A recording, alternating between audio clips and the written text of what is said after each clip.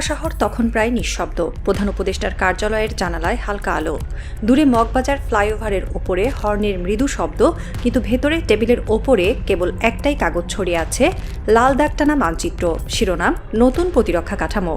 প্রধান উপদেষ্টা গভীর চিন্তায় ডুবে আছেন। পাশেই প্রতিরক্ষা সচিব, চোখে অস্থিরতা। স্যার, এটা কি অনেকটা ঝুঁকিপূর্ণ পদক্ষেপ নয়? সচিবের কণ্ঠে এক চিলতে ভয়।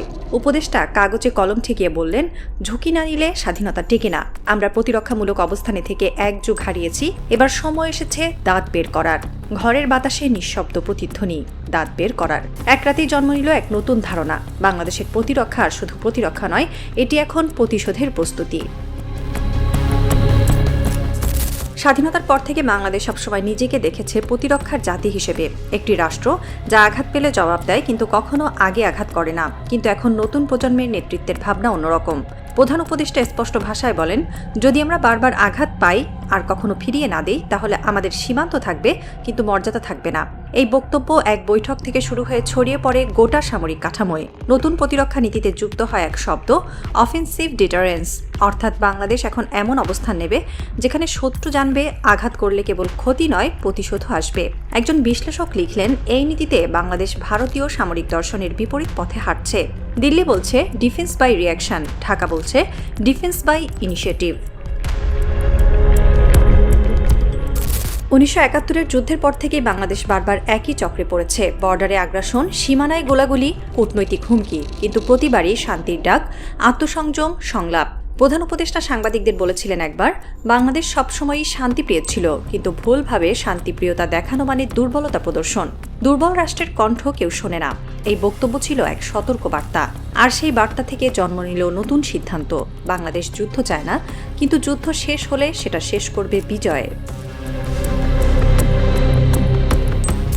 প্রধান উপদেষ্টা এক কূটনৈতিক বৈঠকে বলেন, আমাদের লক্ষ্য কোনো ব্লকে যাওয়া নয়, বরং সব ব্লকের ভেতরে জায়গা তৈরি করা। এই বুদ্ধিদীপ্ত অবস্থান থেকেই শুরু হলো বাংলাদেশের 3 দিকের প্রতিরক্ষা সহযোগিতা।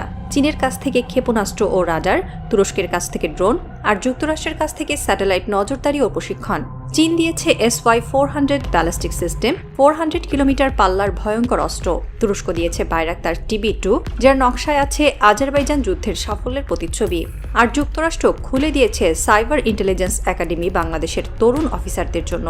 এই 3 স্তম্ভে দাঁড়িয়ে তৈরি হচ্ছে নতুন সামরিক বাংলাদেশ, যেখানে প্রতিরক্ষা মানে সম্মান রক্ষা আর আগ্রাসন মানে মূল্য পরিশোধ।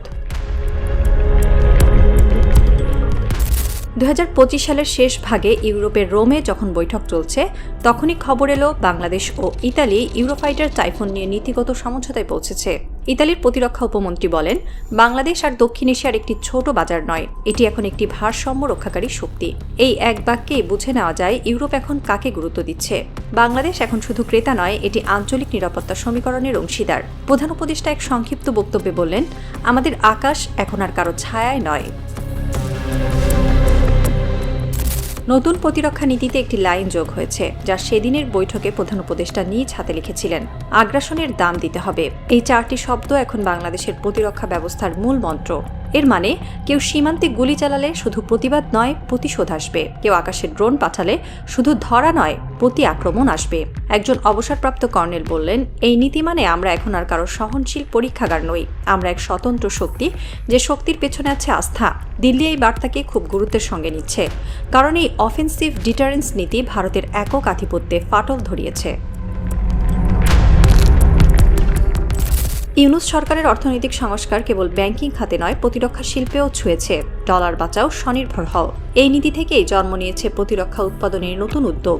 বাংলাদেশে এখন তুরস্কের সহায়তায় তৈরি হচ্ছে ড্রোন অ্যাসেম্বলি লাইন, আর পাকিস্তানের সঙ্গে গড়ে উঠছে ট্যাঙ্ক রক্ষণাবেক্ষণ কেন্দ্র। প্রধান উপদেষ্টা বলেছেন, আমরা অস্ত্র কিনব না, আমরা অস্ত্র তৈরি করব। এই আত্মবিশ্বাসী বাংলাদেশের প্রতিরক্ষা কৌশলের সবচেয়ে বড় ভিত্তি।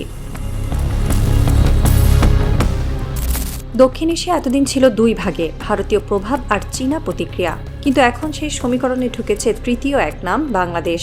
চীন বলছে বাংলাদেশ হচ্ছে ভারতের প্রভাব থেকে বেরিয়ে আসা এক নতুন শক্তি। অন্যদিকে যুক্তরাষ্ট্র বলছে বাংলাদেশ হচ্ছে স্থিতিশীলতার সেতুবন্ধন।